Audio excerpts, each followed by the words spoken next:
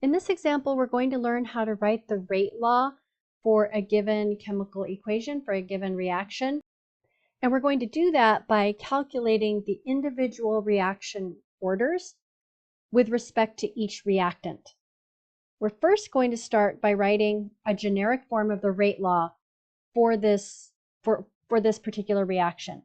Now, rate law always has the format, the word rate equals rate constant K times the molarity of the first reactant raised to the power of its reaction order that we're calling M times the molarity of the second reactant raised to the power of its reaction order that we call N.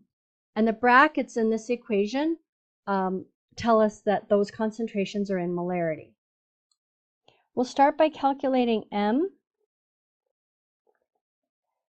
And because M is attached to compound A, we want to choose two experiments where the other reactant, in this case B, is held constant. So when we're solving for M that is related to A, we want to make sure that B is held constant. So we can see that the two experiments where this is the case are experiments 1 and 2. Now basically what happens is we're taking the ratio of the two rate laws. So the rate law for experiment 1 and the rate law for experiment 2. So I'll write this out sort of in its long format, and then you'll see as we go along, we'll kind of abbreviate that a little bit. But basically, we have the rate for experiment 2 equals the rate constant, which is constant. It will be the same for all experiments. So equals the rate constant times the concentration of A for experiment 2 raised to the M times the concentration of B for experiment 2 raised to the N. So that would be the rate law for experiment 2.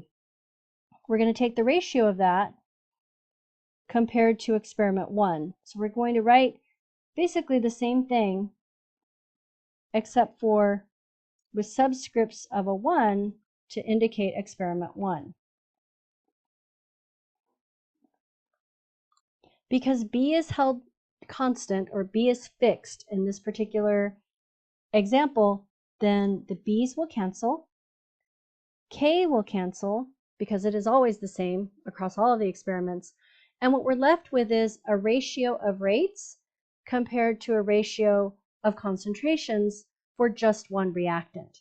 And we can simplify this a little bit, and we end up with rate 2 over rate 1 equals the concentration of A divided by the concentration of A. So the concentration of A for experiment 2 divided by the concentration of A for experiment 1. And that ratio raised to the power of M. So we know the rates for the two experiments, we know the concentrations for the two experiments, and the only unknown left in this equation is M. At this point, we can just plug in the values. Make sure that you plug in the rate values where we have the rates in this equation. I'll be honest, that's one part where I personally find myself mixing those up. So I'll go and I'll look at the data, I'll look at the concentration data, and then want to plug that into the ratio of the rates. So just be very careful when you're getting that data. All right, so we'll do that. The rate for experiment 2, 2.46 times 10 to the negative 3. And I'm just going to put the numbers here. The units will cancel because they're both ratios, but just for simplicity, I will leave the units out here because M and N end up being unitless.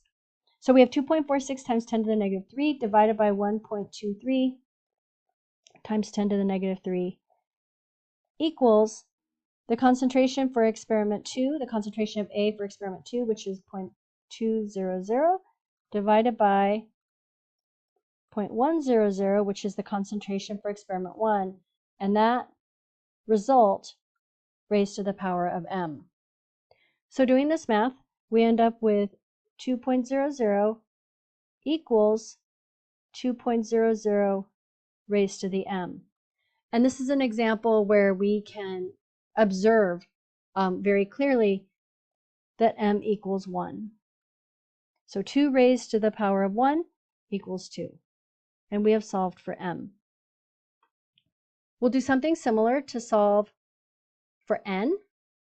And in this case, we're going to look at those two experiments where a is held constant because we're trying to calculate something about b.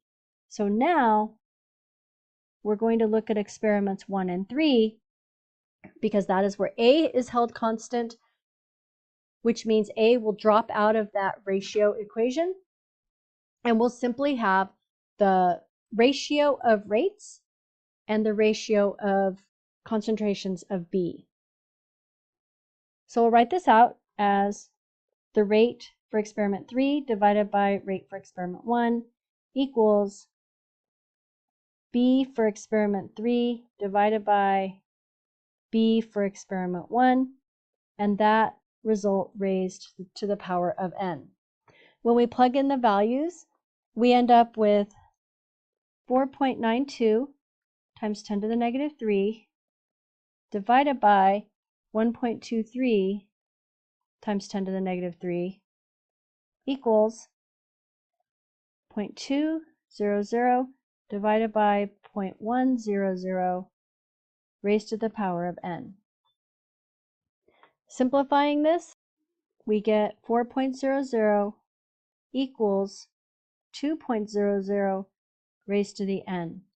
And in this case, n equals 2, because 2 raised to the power of 2 equals 4. We can now write the rate law, much like we did earlier, but now including the actual reaction orders. So writing that out now, we have rate equals K times the concentration of A raised to the first power times the concentration of B raised to the second power. And that is what our final rate law looks like.